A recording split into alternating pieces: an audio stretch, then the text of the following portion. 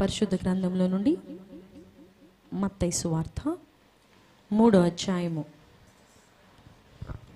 మత్తయి సువార్త 3వ అధ్యాయము మొదటి నుంచి చదువుకుందామండి.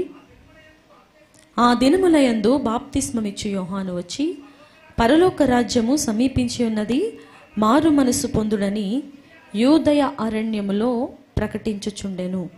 ప్రభువు మార్గము సిద్ధపరచుడి, ఆయన త్రోవలు సరాళము చేయడని అరణ్యములో కేకవేయునొకని శబ్దము అని ప్రవక్త అయిన యెషయా ద్వారా చెప్పబడిన వాడితడే. అలాగే లూకా సువార్త 3వ అధ్యాయము 3వ వచనం చదువుకుందాం.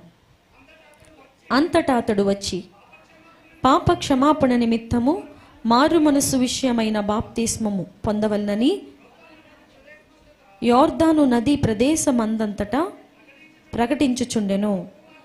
ప్రభు మార్గము సిద్ధపరచుడి, ఆయన త్రోవలు సరాళము చేయడి, ప్రతి పల్లము పూడ్చబడును, ప్రతి కొండయు మెట్టయు పల్లము చేయబడును, వంకర మార్గములు తెన్నని వగును, కరకు మార్గములు నున్నని వగును, సకల శరీరులు దేవుని రక్షణ చూతురు అని అరణ్యములో కేకలు వేయుచున్న యొక్క నిశ్శబ్దము అని ప్రవక్త అయిన యెషయా వాక్యముల గ్రంథమందు వ్రాయబడినట్టు ఇది జరిగాను. అతడు తన చేత బాప్తిస్మం పొందవచ్చిన జన సమూహములను చూచి, సర్ప సంతానమా, రాబోవు ఉగ్రతను తప్పించుకొనుటకు మీకు బుద్ధి చెప్పిన వాడెవడు? మారు మనసునకు తగిన ఫలములు ఫలించుడి, అబ్రహాము మాకు తండ్రి అని మీలో మీరనుకొను మొదలు పెట్టుకొనవద్దు. దేవుడు ఈ రాళ్ల వలన అబ్రహామునకు పిల్లలను పుట్టింపగలడని మీతో చెప్పుచున్నాను. ఇప్పుడే గొడ్డలి చెట్ల వేరున ఉంచబడి ఉన్నది గనుక మంచి ఫలము ఫలించని ప్రతి చెట్టును నరకబడి అగ్నిలో వేయబడునని చెప్పాను. అందుకు జనులు, అలాగైతే మేమేమి చేయవలనని అతన్ని అడుగగా, అతడు 2 అంగీలు గలవాడు ఏమీ లేని వానికి ఇవ్వవలెననియు, ఆహారము గలవాడును అలాగే చేయవలనని వారితో చెప్పాను. సుంకరులను బాప్తిస్మము పొందవచ్చి, బోధకుడా మేమేమి చేయవలెనని అతని అడుగగా, అతడు మీకు నిర్ణయింపబడిన దానికంటే ఎక్కువ తీసుకొనవద్దని వారితో చెప్పాను. సైనికులను మేమేమి చేయవలనని అతనిని అడిగిరి. అందుకు అతడు, ఎవనిని బాధ పెట్టకయు ఎవని మీదను అపనింద వేయకయు మీ జీతములతో తృప్తి పొంది ఉండుడని వారితో చెప్పాను. చూసారండి, బాప్తిస్మమిచ్చు యోహాను ఎవరి కుమారుడు? బాప్తిస్మమిచ్చు యోహానును కన్న తల్లిదండ్రులు ఎవరండి? జకర్యా, ఎలిజబెత్. వీరికి చాలా వృద్ధాప్యములో పుట్టినటువంటి కుమారుడే మనం చదువుకున్నటువంటి బాప్తిస్మమిచ్చు యోహాను. ఈయన ఎవరి ఆత్మ కలిగిన వారై ఉన్నారని దేవుని వాక్యం చెప్తుంది? ఏలియా యొక్కయు ఆత్మ శక్తి కలిగిన వాడై ఈ లోకానికి దేవుడు పంపించారు.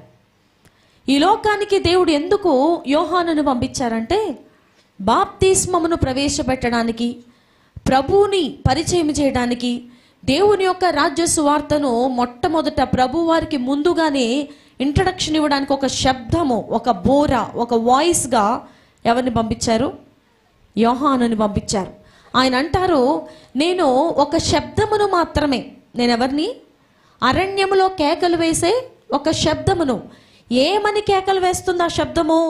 ప్రతి పల్లము పూడ్చబడాలి, ప్రతి కొండ ఎత్తు ప్రదేశం అంతా పల్లము చేయబడాలి, ప్రతి వంకర మార్గము తెన్ననగా అవ్వాలి, ప్రతి కరకు మార్గము నున్ననిగా మార్చబడాలి అని అరణ్యములో కేక వేయి ఒక శబ్దము అని ప్రవక్త అయిన యెషయా ద్వారా ఎప్పుడో ప్రవచింపబడింది.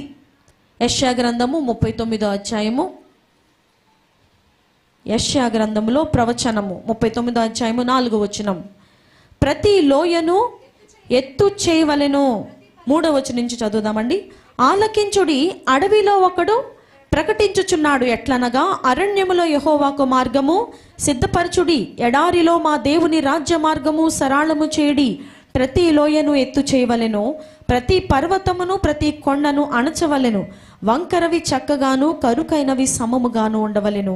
యెహోవా మహిమ బయలుపరచబడును, ఒకడును తప్పకుండా సర్వశరీరులు దాన్ని చూచెదరు. ఈలాగు జరుగునని యెహోవా సెలవిచ్చుచున్నారు. యెషయా గ్రంథము 39వ అధ్యాయంలో యెషయా ప్రవక్త ద్వారా దేవుడు ప్రవచించుకున్నటువంటి ఆ మాట లూకాసు వార్త అంటే యేసు ప్రభువు వారు పుట్టిన తరువాత ఏమవుతుంది? నెరవేరటం అనేది జరుగుతుందన్నమాట. ఎవరి ద్వారా నెరవేరింది అది? యోహాను అనే దేవుని బిడ్డ, ఏలి యొక్క ఆత్మశక్తి కలిగి వచ్చినటువంటి ఆ స్వరమే, యెషయా గ్రంథంలో ప్రవచింపబడినటువంటి ఆ స్వరమే ఈ యోహాను అనే వ్యక్తి అనమాట. ఈయన వచ్చి ఏమి బోధించుచున్నారండి? ప్రతి కరుకు మార్గం ఏమైపోవాలి? తిన్నగా చేయబడాలి, నునుపుగా చేయబడాలి. మారు మనస్సు అనండి ఒకసారి అందరం. అందరం పొందామండి మారు మనసు? పొందాం కానండి మధ్య మధ్యలో మాకు నచ్చినవి అన్నీ చేస్తున్నామండి అంటారా? మారు మనసు పొందాం కానీ రీసెంట్గా కొత్త సినిమా వచ్చిందండి, చాలా గొడవలు అయిపోయి ఎవరో ఒక ఆవిడ కూడా చచ్చిపోయారండి. ఆ సినిమా మాత్రం సగం చూశాను, ఇంకో సగం ఈ న్యూ ఇయర్లో చూసేస్తానండి. అందరికీ ఈ పాటికి ఆ సినిమా పేరన్నీ గుర్తొచ్చుంటాయి. యోహాను యొక్క తల్లిదండ్రులు ఎవరంటే కాసేపు ఆలోచించాం. కొత్తగా రీసెంట్గా రిలీజ్ అయిన సినిమా పేరేంటో ప్రతి చిన్న పిల్లోడిని అడిగితే ఏం చేస్తాడు? చెప్తాడు. మారు మనస్సు అంటే ఏమిటి? 4 భాగాలు. 1, పల్లమంతా పూడ్చబడాలి, కొండలుగా ఉన్నటువంటి ఎత్తైన ప్రాంతాలన్నీ ఏం చేయబడాలి? చదును చేయబడాలి, వంకరి మార్గము తిన్నగా చేయబడాలి, కరుకు మార్గము నునుపుగా చేయబడాలి. ఇదే మారు మనసు అంటే. ఇది ప్రకటించడానికే యోహాను అనే ఆ యొక్క దేవుని బిడ్డ దేవుని చేత మహావృద్ధాప్య వయసులో ఉన్నటువంటి జకర్యా ఎలిజబెత్తుకు దేవుడు ఏం చేశారు? ఆ వ్యక్తిని ఇచ్చారు. ఆయన వచ్చి ప్రకటన చేసుకుంటూ వెళ్ళిపోతున్నారు. చూడండి, మొట్టమొదటి సువార్తే చాలా కఠినంగా ఆయన బోధించారు. బాప్తిస్మం పొందండి, పరలోక రాజ్యం సమీపిస్తుంది, మీరు మారు మనసు పొందండి, మీలో ఉన్నటువంటి కరుకు మార్గం నునుపుగా చేయబడాలి, వంకర మార్గం తిన్నగా అవ్వాలి అని చెప్పి ఆయన బోధ చేస్తున్నప్పుడు అక్కడికి ఎంతమంది వచ్చారు, ఎవరెవరు వచ్చారో చూద్దాం. సుంకర్లు వచ్చారు, ఇంకా సైనికులు వచ్చారు, అబ్రహాము సంతానం అని చెప్పుకుంటున్న వారు కూడా అక్కడికి వచ్చారు. ఇలా రకరకాల తెగలకు చెందిన వారు అక్కడికి వచ్చి యోహాను ఏం చెప్తున్నారో విందామని, ఒకవేళ ఈయనే మెస్సయ్యా, మేము ఎదురు చూస్తున్నటువంటి రక్షకుడు, మేము ఎదురు చూస్తున్నటువంటి యేసు ప్రభు ఈయనేనా, లేకపోతే ఇంకొకళ్ళు ఎవరైనా వస్తారా అని ఆయన తేరు చూస్తున్నారు. చూస్తున్నప్పుడు ఆయన మోమాటం లేకుండా, ఏమాత్రము సంకోచించకుండా దేవుడు ఆయనకి ఇచ్చినటువంటి సువార్తను ఆయన ఏం చేస్తున్నారు? ప్రకటించుకుంటూ వెళ్ళిపోతున్నారు. ఆయన ఇంకా మాట్లాడుతూ అంటారు, మేము అబ్రహాము సంతానపు వారము, మాకు రాబో ఉగ్రతతో సంబంధమేమీ లేదు, మేము తప్పించుకుంటాం అని మీరు ఒకవేళ ధైర్యం తెచ్చుకుంటున్నారేమో. మా తండ్రి అబ్రహాము, మేమేమి మామూలు వాళ్ళ పిల్లలమేం కాదు, అబ్రహాము విశ్వాసులకు తండ్రి, దేవునికే స్నేహితుడు, ఆయన పిల్లలం మేము, కాబట్టి మాకేం ఉగ్రత రాదు, మేమేమి నశించుపోం, మేమేం మారు మనసు పొందక్కర్లేదు, బాప్తిసం అక్కర్లేదు అని మీరు అనుకుంటున్నారేమో. రాబోయే దినాల్లో దేవుని ఉగ్రత అనేది ఒకటి రాబోతుంది. దాన్ని తప్పించుకోవడానికి మీకు బుద్ధి ఎవరు చెప్పారు? కాబట్టి ఈ మారు మనసు విషయమైనటువంటి బాప్తిసాన్ని ఏం చేయండి? అందరూ పొందండి. ఈ నూతన సంవత్సరంలో మన సహవాసంలో ఎవరైతే మారు మనసు పొందలేదో, ఎవరైతే మారు మనసు విషయమైనటువంటి పశ్చాత్తాపముతో కూడినటువంటి బాప్తీసం ఇంకనూ తీసుకొనలేదో వారి నూతన సంవత్సరంలో సిద్ధపడాలి. ఏమవ్వాలండి? సిద్ధపడాలి. మరి ఒక సంవత్సరము దేవుడు మనకి ఎందుకు ఇచ్చారో, ఆల్రెడీ మారు మనసు పొందిన వారు కొంచెం సరి చేసుకొని నిమిత్తమై, అలాగే మారు మనసు పొందకుండా బాప్తీసం అనేది తీసుకోకుండా ఉన్న వారి జీవితాల్లో ఏం చేయాలని, మరి ఒక సంవత్సరం ఎందుకు ఇచ్చారు మనకి? చూడండి, ఇప్పుడే మనం వాక్యం విన్నాం. అంజూరపు చెట్టు నరికేమని చెప్తే ఆ తోటమాలు వచ్చి ఏం చెప్తున్నారు? అయ్యా ఒక్క సంవత్సరం ఉండేవండి. ఈ ఒక్క సంవత్సరము 2025 సంవత్సరము నీ జీవితంలో, నా జీవితంలో దేవుడు ఎందుకు ఇచ్చారో మనం మార్పు చెంది ఆ బాప్తిసం అనే దాన్ని మన జీవితాల్లోకి ఏం చేయాలి? ప్రవేశపెట్టాలి. అదే సువార్త అంటే. యేసు ప్రభు సువార్త అంటే ఏమిటండి? మారు మనసు పొంది బాప్తిసం తీసుకోవటమే. ఇంకెంతకు మించి కొత్త సబ్జెక్ట్ ఏమీ లేదు. ఆ మారు మనస్సు కోసమే ఇన్ని ఆరాధనలు, ఇన్ని రకాల మందిరాలు, ఇంతమంది సేవకులు, కోట్ల చర్చిలు, కోట్ల మంది పాస్టర్లు. దేనికంటే మారు మనసు పొంది ఆ తర్వాత వెనువెంటనే బాప్తిసం తీసుకునే నిమిత్తమే. చాలామందికి బాప్తిసము అనగానే ఒక రకమైనటువంటి భయము, ఒక రకమైనటువంటి ఆలోచనలో పడతారు. బాప్తీసం తీసుకుంటే ఏ తప్పు చేయకూడదంట కదండి. బాప్తీసం తీసుకుంటే ఏ రకమైన సినిమాలు చూడకూడదంట కదా, సిగరెట్ తాగకూడదంట కదా, మందు తీసుకోకూడదంట కదా, కైని నవలకూడదంట కదా, లేకపోతే గుట్కా తినకూడదు, లేకపోతే ఇంకెక్కడెక్కడికి అన్ని కార్యక్రమాలకి పోకూడదు. అందుకనే అన్ని కార్యక్రమాలు అవ్వనిచ్చి అప్పుడు మేము బాప్తీసం తీసుకుంటాం. అన్ని కార్యక్రమాలు జరిగిపోయాక అప్పుడు తీసుకుంటాం. చూడండి, ఇది మీ యొక్క లేకపోతే మన యొక్క అమాయకమైనటువంటి స్థితి అనుకోవాలి. మనం బాప్తిసం పొందిన తర్వాత నుంచి ఒకవేళ దేవుడు మన ఆత్మీయ స్థితిని లెక్క వేస్తే కొద్ది సంవత్సరాలు మనం చచ్చిపోతామనగా సమయం అంతా లోకంలో గడిపేసి కొద్ది కాలం మాత్రమే మనము దేవునితో గడిపితే మన యొక్క జీతము కూడా పరలోకంలో అంతే ఉంటుంది. ఈ నూతన సంవత్సరంలో ప్రతి వంకర మార్గాన్ని మనం ఏం చేయాలి? తిన్నగా చేసుకోవాలి. ఏ ఏ విషయాల్లో నీవు నేను వంకరగా వెళ్ళిపోతున్నామో, ఏ ఏ మాటల ద్వారా వంకరగా వెళ్ళిపోతున్నామో, ఏ చూపుల ద్వారా వంకరగా వెళ్ళిపోతున్నామో, మన చూపు ఒకవేళ వంకర చూపుగా ఉందా, మన ఆలోచన ఒకవేళ వంకర ఆలోచనగా ఉందా, తిన్నగా చూడవలసిన మనము, తిన్నగా ఆలోచించాల్సిన మనము, తిన్నగా నడవలసిన మనము, తిన్నగా భక్తి చేయవలసిన మనము ఒకవేళ వంకరగా చేస్తున్నామేమో, వంకరగా జీవిస్తున్నామేమో, దేవునికి అసహ్యకరమైనటువంటి బాటలో నడుస్తున్న వారందరము కూడా ఈ నూతన సంవత్సరంలో ఏం చేయబడాలి? తిన్నగా చేయబడాలి. మారు మనసు పొంది, ఒకవేళ బాప్తిసం తీసేసుకుని చాలా సంవత్సరాలు అయి ఉండొచ్చు, కానీ మారు మనసు అనే ఫలాలు ఫలించకుండానే ఉంటారు చాలామంది.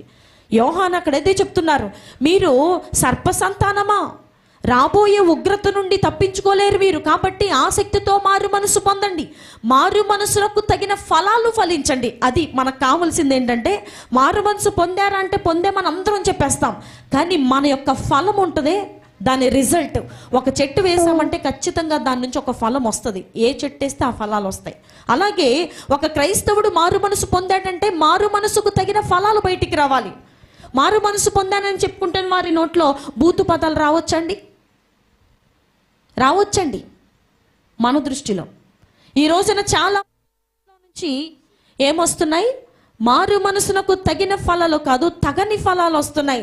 ఎప్పుడు పడితే అప్పుడు బూతులు, ఎప్పుడు పడితే అప్పుడు వ్యర్థమైన మాటలు, ఎప్పుడు పడితే అప్పుడు రెండర్థాల మాటలు, ఎప్పుడు పడితే అప్పుడు నోట్లో సినిమా పాటలు, ఇంకా పోతే ఇంకా ఎప్పుడు పడితే అప్పుడు సినిమా రింగు టోన్లు. వీళ్ళందరూ మారు మనసు పొందలేదు, పొందామని చెప్పుకుంటూ వెళ్తారు అంతే. అలాగా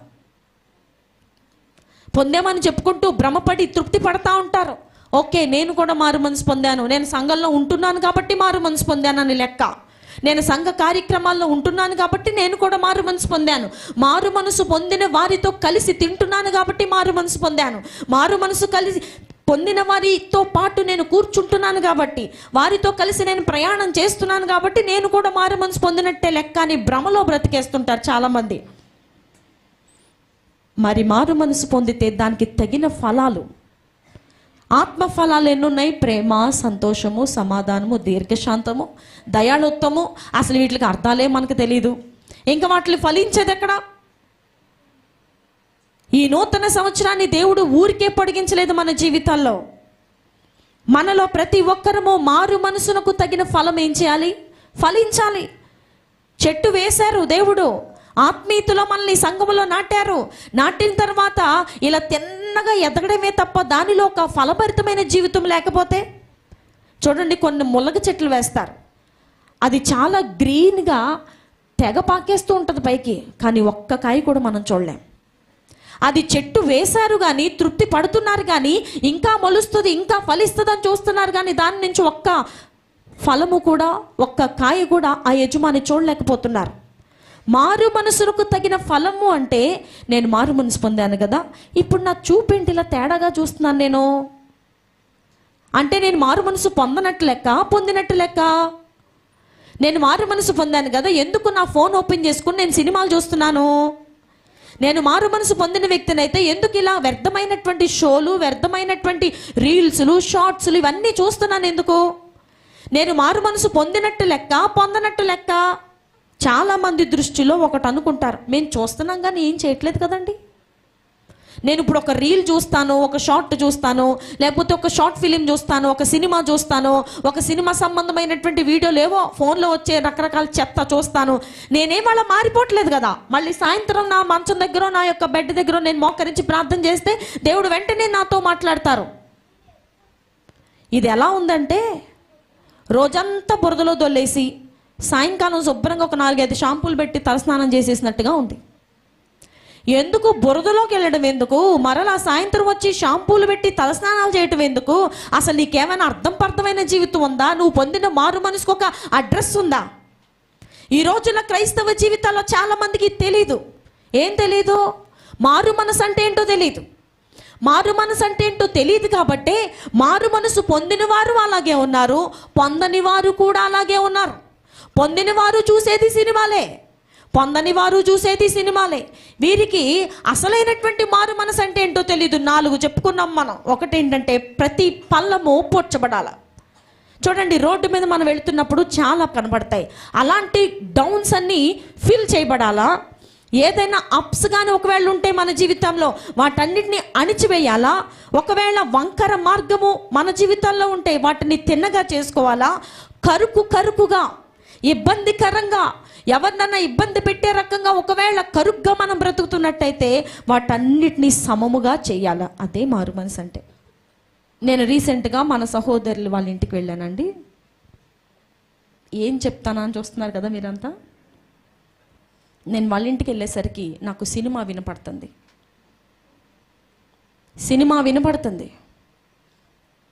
స్క్రీన్ కనబడలేదు కానీ సినిమా మాటలు, సినిమా పాటలు వినపడుతూ ఉన్నాయి. ఎవరండి వాళ్ళు? అంటే విశ్వాసులు. మరి విశ్వాసులకు మారు మనసు ఉందా? మనందరికీ మారు మనసు ఉందా? ఉంటే మరి ఆ శరీర సంబంధమైనటువంటి సినిమా జోలికి మనం ఎందుకు వెళ్తాం చెప్పాలి.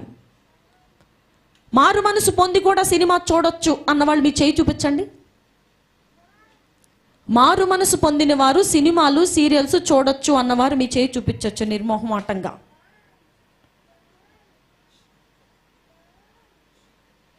నేను మారు మనసు పొంది కూడా వాటిని జయించలేకపోతున్నాను అన్నవారు ఎవరైనా ఉన్నారా? మీలో చాలామంది చెయ్యి ఎత్తలేకపోతున్నారు. ఎందుకో తెలుసా? భయం. ఏంటి ఇప్పుడు నేను చెయ్యి ఎత్తితే నన్ను చూసిన వాళ్ళందరూ, ఈవిడ సినిమాలు చూస్తుందా, ఈవిడ సినిమాలు చూస్తుందా, ఈయన సినిమాలు చూస్తాడా, పెద్ద భక్తిపరుల్లాగా చర్చలు తెగ నటించేస్తూ ఉంటాడు అని అనుకుంటారేమో అని చెయ్యత్తలేదు చాలామంది. ప్రియ దేవుని బిడ్డలారా, దేవుడు చూసేది ఖచ్చితమైనటువంటి భక్తి. ఇంకా యోహాను మాట్లాడుతూ కిందకు వస్తే మత్తయి సువార్తలో ఆయన చెప్తారు, ఆయన చేట ఆయన చేతిలో ఉంది. ఎవరి చేట? యేసు ప్రభు వారి చేతిలో ఒక చేట ఉంది. ఆయన చేట ఆయన చేతిలో ఉంది. ఎవరిచ్చిన చేట ఆయన చేతిలో లేదు. మనుషుల దగ్గర నుంచి ఆయన తీసుకోవాల్సిన అవసరం అంతకంటే లేదు. ఆయన చేట ఎవరి చేతిలోనో లేదు, ఆయన చేతిలోనే ఉంది. ఆ చేటలోనికి ఆయన ఆత్మలనే మనలను, అనగా గోధుమలో ఏదో వాటిని దుళ్ళగొడుతూ ఉంటారు కళ్ళాల దగ్గర. వాటిని తూర్పారబడుతున్నప్పుడు ఆ చేటలో నుండి పొట్టంతా ఎగిరిపోయి అసలైనటువంటి గింజలు మాత్రమే చేటలో మిగులుతాయి. రేపు యేసుప్రభు వారి రాకడ సమీపమైనప్పుడు మనమందరము క్రీస్తు ప్రభు న్యాయపీఠం మీద నిలబడవలసిన సందర్భం వచ్చినప్పుడు, సమయం వచ్చినప్పుడు ఆయన చేట ఆయన చేతిలో ఉంటుంది. మనలందరినీ ఆయన తూర్పారబడుతున్నప్పుడు ఎంతమంది అందులో ఉంటామో, ఎంతమంది మీ కిందకి రాలిపోతామో, ఇదేంటి నేను రాలిపోతున్నానంటే పైకి ఎక్కుదాం అనుకునే లోపు రాలిపోయేవారు కొందరు. ఎంతమంది మీ కిందకు రాలిపోతామో, ఎంతమంది దేవుని రాజ్యమునకు పనికొచ్చే గింజలుగా మిగులుతామో అనేది అప్పుడు తెలుస్తుంది. అగ్ని వచ్చి దాన్ని పరీక్షిస్తుంది అని రాయబడింది. మనుషుల మధ్యలో, సేవకుల దగ్గర మనం పరీక్షించబడలేం. మన విశ్వాసుల ముందు మనం పరీక్షించబడలేం. ఇప్పుడు నేనేంటో పూర్తిగా మీలో ఎవరికి చాలా మందికి తెలియదు. నేనేంటో పూర్తిగా నాకు తెలుసు, నన్ను చూస్తున్నటువంటి నా ప్రభుకి తెలుసు. నేను పూర్తిగా మీకు అర్థం అవ్వలేను. మనుషుల ముందు పరీక్షించబడలేం మనం. కానీ మన దేవుడు దహించు అగ్ని అయి ఉన్నారో, ఆ దహించు అగ్ని అయినటువంటి యేసు ప్రభు వారి అగ్ని ముందు మనం ఏమవుతాం? పరీక్షించబడతాం. ఒక దినమున పరీక్షించబడుతున్నప్పుడు, నీ క్రియలు పరీక్షించబడుతున్నప్పుడు, నీ మార్గములు పరీక్షించబడుతున్నప్పుడు, నీ పల్లమైనటువంటి మార్గము, నీ కరుకైనటువంటి మార్గము, వంకరి మార్గము సరి చేసుకోకుండా అదే మనసుతో అక్కడికి వెళ్ళి నిలబడితే అగ్ని వచ్చి టెస్ట్ చేస్తూ ఉంటుంది, అగ్ని వచ్చి పరీక్షిస్తూ ఉంటుంది. ఆ పరీక్షలో ఎంతమంది ఫెయిల్ అయిపోతారో, ఎంతమంది కాలి బూడిదైపోయి రాలిపోతారో అప్పుడు తెలుస్తుంది. ఇప్పుడు ఎంతమంది సేవకులు వచ్చి వాక్యం చెప్పినా, ఎంతమంది సేవకురాళ్ళు వచ్చి వాక్యం చెప్పినా, ఈనండి 47 దేశాల్లో వాక్యం చెప్పిన అభిషేకము కలిగిన దైవజనులండి, ఆయన్ని పిలుచుకొచ్చామండి ఈసారి క్రిస్మస్కి అని ఆయన నోటి నుంచి నువ్వు అమూల్యమైన మాటలు విన్నా, సైకిల్ మీద తిరిగే సేవకుడు నోట నువ్వు మాట విన్నా, ఎక్కడ సరి చేసుకోపోతే, ఎక్కడ మారు మనసు పొందకపోతే, ఎక్కడ నీ వంకర మార్గాలు తిన్నగా మార్చబడకపోతే, మారు మనసు విషయమైనటువంటి బాప్తిసము పొందకపోతే, ఆయన చేట ఆయన చేతిలో ఉంది. ఆ చేటలోనికి నీవు నేను తప్పక వెళతాము. నేను వెళ్ళనండి, నేను తప్పించుకుంటాననే కేసు ఎక్కడ ఉండదు. గమనించాలి. నేను ఆయన చేటలోనికి నేను వెళ్ళనండి, నేను ఎటొకటి తప్పించుకుంటాను, ఏ మోటల చాటున దాక్కుంటానంటే కుదరదు. ప్రతి ఒక్క ఆత్మ కూడా ఎవరి ముందు నిలబడాలి? ప్రభు యొక్క న్యాయపీఠం ముందు నిలబడినప్పుడు అప్పుడు తేలిపోతాం మనం అందరం. ఏమేమి చేసావో, నువ్వేమేమి చేస్తున్నావో. మందిరంలో సేవకులు గొంతు చించుకొని మాట్లాడి ఆ ప్రాబ్లం ఈ ప్రాబ్లం వచ్చినా ఇంకా ఏంటో ప్రయాసపడాలని ప్రయాసపడి నీ కోసం గొంతు చించుకొని చెప్పినా, నేను మాత్రం కురువిందం వల్లే కదలనండి, మెదలనండి, నేను ఇలాగే ఉంటాను, నా వంకర మార్గాలను ఇలాగే ఉండాలి, నేను మారు మనసు పొందుతాను. కానీ ఇంటికి వెళ్ళి సినిమా చూస్తాను, నేను మారు మనసు పొందుతాను, నా ఫోన్లో సీరియల్స్ ఆడుతూనే ఉంటాయి, నేను మారు మనసు పొందుతాను, నాకు పలానా రింగ్ టోన్ పెట్టుకుంటేనే సైతాన్ బాగా నన్ను ఏం చేస్తాడు? గట్టిగా పట్టుకుంటాడు. మన సావాసంలో కొంతమందికి ఫోన్ చేసామనుకోండి, సినిమా రింగ్ టోన్లు వస్తున్నాయి. అవి వినలేక మేము లౌడ్ స్పీకర్ తీసేసి వాళ్ళు లిఫ్ట్ చేశాక ఫోన్ చెవు దగ్గర పెట్టుకుంటున్నాం. అంత సిగ్గేస్తుంది. ఎంతటి దిగజారుడుతనానికి సైతాన్ తీసుకెళ్ళిపోతున్నాడో చూసారా? మళ్ళీ ఇట్లాంటి వాళ్ళందరూ వచ్చి బల్లారదలో చేపెట్టి ఏమి ఎరగనట్టు సైలెంట్గా రొట్టె ద్రాక్ష రసం తీసుకుంటే నిన్ను చూసి ప్రభువారు ఏమనుకుంటారు? మనల్ని చూసి యేసు ప్రభువారు ఏమనుకుంటారండి? ఆయన ఇక్కడ లేరని ధైర్యమా? ఆయన ఇక్కడ ఉన్నారనే నమ్మకం కూడా లేదు కొంతమందికి. చూడండి, బల్లారదలో చేయి పెట్టేటప్పుడు, ప్రభు యొక్క శరీరమును రక్తమును తీసుకునేటప్పుడు, ఒకవేళ శరీర సంబంధముగా ఎక్కడైనా ఆలోచనలో తలంపుల్లో చెడిపోయి ఉంటే వాటిని ముందుగానే ఒప్పుకొని, ప్రభా మరలా వాటిని చేయను, నేను ఎందుకో ఇలా జారిపోతున్నానని దాని మీద అసహ్యపడి దాన్ని ఉమ్మివేసి కక్కివేసిన మనసుతో ఇక్కడికి వచ్చి తీసుకోవాలి తప్ప, నేను తీసుకోవటమేనండి, ఇంటికి వెళ్ళి సినిమా చూసేదే, లేకపోతే నాకు టైంపాస్ ఎట్లా అవుతుందండి? పెద్దదాన్ని, ముసలోడిని, రిటైర్ అయిపోయాను, లేకపోతే జాబ్ మానేశాను, లేకపోతే నాకు ఇంకా అందరూ మనవాళ్ళు పుట్టేశారు, నాకు ఇంకా ఖాళీగా టైం పాస్ అవ్వడానికి చూస్తున్నానండి. అబ్బే లేదండి, టైంపాస్ కోసం చూస్తున్నాను. వాటితో మనకేం సంబంధం లేదండి, మేమేం వాటి నుంచి ఏం తీసుకోం, పవిత్రంగానే ఉన్నాం. బురదలో శుభ్రంగా డొల్లేసి నా ప్లేట్లో ఏం పడలేదంటే ఎవరు నమ్ముతారు? పోనీ బురదలో ఇక్కడ దాకా దిగిపోయి మంచి స్టీల్ ప్లేట్లో బిర్యానీ చికెన్ పెట్టుకుని ఎవరైనా తింటారా అండి?